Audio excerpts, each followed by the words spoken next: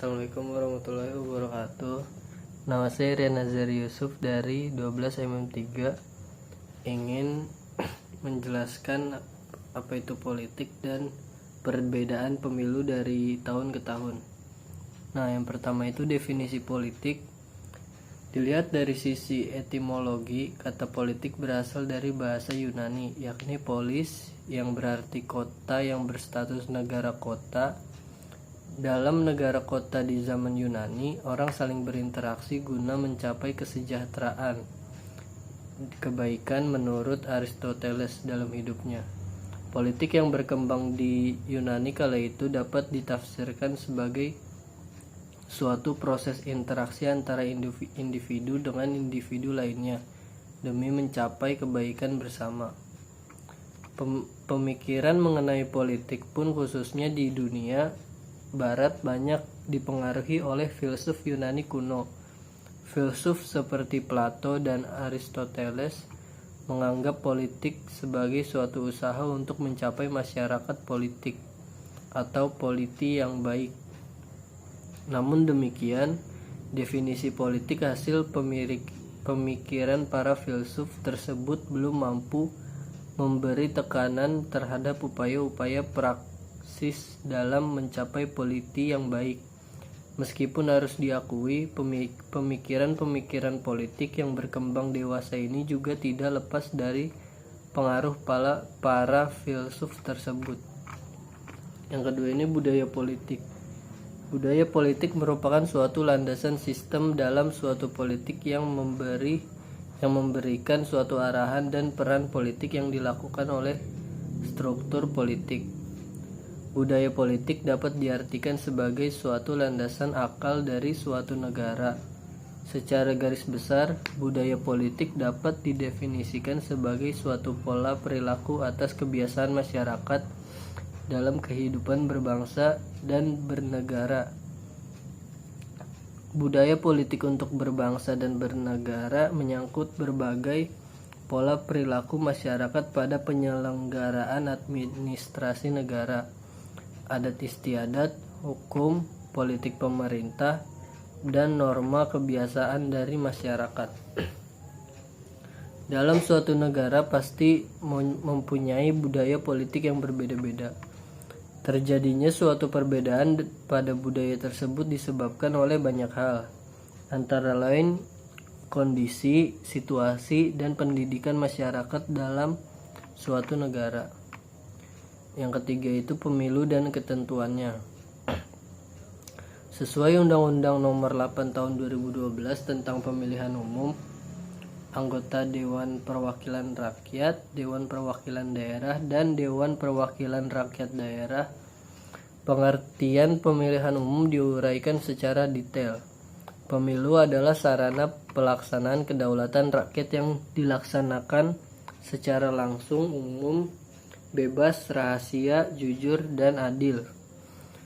Dalam Negara Kesatuan Indonesia berdasarkan Pancasila dan Undang-Undang Dasar Negara Republik Indonesia 1945, dengan kata lain, pemilu merupakan sarana bagi rakyat untuk menjalankan kedaulatan dan merupakan lembaga demokrasi. Dalam pemilu, panitia bertugas dalam jalannya pemilu di setiap TPS dan KPPS. Berikut penjelasan dari skema atau proses pemilu yang ada di gambar. 1. Pemilih mendatangi langsung ke TPS terdekat dari tempat tinggalnya. 2. Kehadiran akan dicatat dan dipersilakan menunggu di tempat yang telah disediakan untuk menunggu giliran. 3. Ketika dipanggil untuk gilirannya, pemilih mendatangi meja ketua KPPS dan anggotanya untuk mengambil kertas suara. Yang keempat, pemilih menuju bilik pemilihan suara di mana tempat itu sudah diberikan penutup atau pembatas agar tidak bisa dilihat oleh orang lain. Di sini pemilih mencoblos pilihan mereka. Nah, selanjutnya pemilih akan memasukkan kertas suara ke kotak suara yang telah disediakan. Nah, yang ketiga, perhatikan jenis surat suara. Selain memilih presiden dan wakilnya, saat pencoblosan nanti Anda juga harus memilih anggota legislatif, yaitu anggota Dewan Perwakilan Rakyat atau DPR, Dewan Perwakilan Rakyat Daerah atau DPRD, tingkat provinsi dan kota atau kabupaten, serta Dewan Perwakilan Daerah atau DPD. Setelah dipanggil oleh panitia, Anda akan diberikan 5 surat suara pemilu 2019 sekaligus. Kelima surat itu masing-masing berbeda warna dan fungsinya. Pertama, surat suara warna abu-abu diperuntukkan bagi surat suara calon presiden dan wakil presiden pemilu 2019. Surat ini berbentuk lembaran persegi panjang dan terdiri dari 2 bagian, yaitu bagian dalam dan bagian luar. Kedua, surat suara kuning atau anggota DPR. Surat ini memuat daftar calon legislatif yang bertarung mendapatkan kursi di DPR RI. Ketiga, surat suara biru untuk pemilihan legislatif DPRD provinsi. Surat ini memuat daftar calon legislatif untuk masing-masing provinsi di Indonesia. Keempat, surat suara hijau untuk pemilihan DPRD kabupaten atau kota. Khusus untuk DKI Jakarta, tidak akan menerima surat suara berwarna hijau. Hal itu lantaran DKI Jakarta tidak memiliki DPRD kabupaten atau kota. Terakhir, surat suara berwarna merah untuk pemilihan legislatif DPD setiap daerah akan diwakili oleh 4 anggota DPD yang bertugas di pusat. Nah, perbedaan pemilu 2014 dengan pemilu 2019. Pemilu 2019 dilaksanakan secara serentak, sedangkan 2014 tidak dilaksanakan secara serentak. Pemilu serentak 2019 merupakan yang pertama kalinya di Indonesia. Tidak hanya akan memilih presiden dan wakil presiden, termasuk juga memilih anggota legislatif dan ada juga yang memilih kepala daerah. Pemilu 2019 lebih membingungkan dibanding dengan pemilu 2014. Karena pemilu 2019 dilaksanakan secara serentak, ini akan membuat kertas suara yang akan dicoblos menjadi semakin banyak juga. Ini akan membingungkan bagi kaum usia lanjut dan yang baru saja memilih. Saat pemilihan umum 2014 bukan hari libur nasional, sedangkan pada pemilihan umum 2019 sudah dijadikan sebagai hari libur nasional.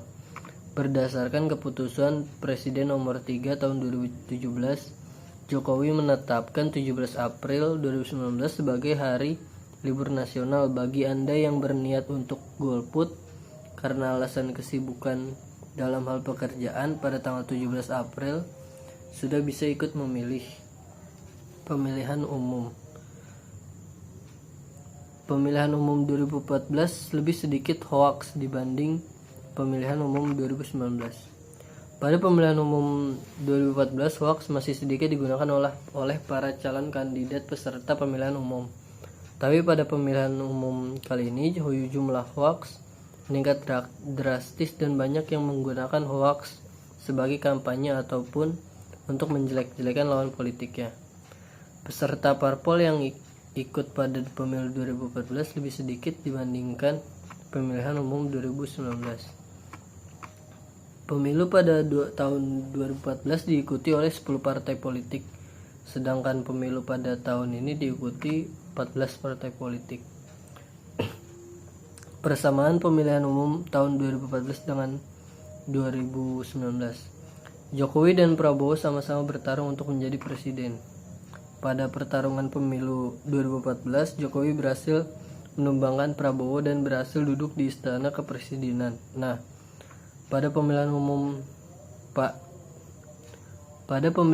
tahun ini, siapakah yang akan tumbang dan siapakah yang akan duduk di istana kepresidenan? Untuk itu tentukan pilihan Anda dan jangan lupa untuk memilih pada tanggal 17 April 2019 mendatang.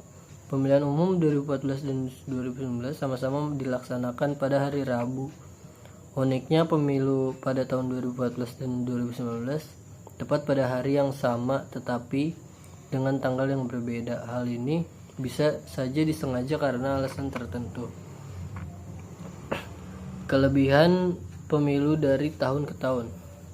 Yang satu itu perencanaan pembangunan lebih teratur baik di pusat maupun di daerah-daerah. 2. Rakyat atau masyarakat tidak lagi berulang kali ke TPS. 3. Dapat menghemat biaya dan waktu bagi masyarakat. 4. Pelantikan dapat dilakukan secara serentak. Nah, terus kekurangan pemilu dari tahun ke tahun. Yang satu, dana yang diperlukan cukup tinggi. Yang kedua, munculnya nama-nama calon yang bermasalah. Yang ketiga, muncul calon tunggal di masing-masing daerah. Yang keempat, banyaknya kampanye yang ilegal. Yang kelima, politik uang. Nah, cukup sekian saya jelaskan tentang politik dan perbedaan dari pemilu dari tahun ke tahun. Saya ucapkan mohon maaf kalau ada kesalahan. Wassalamualaikum warahmatullahi wabarakatuh.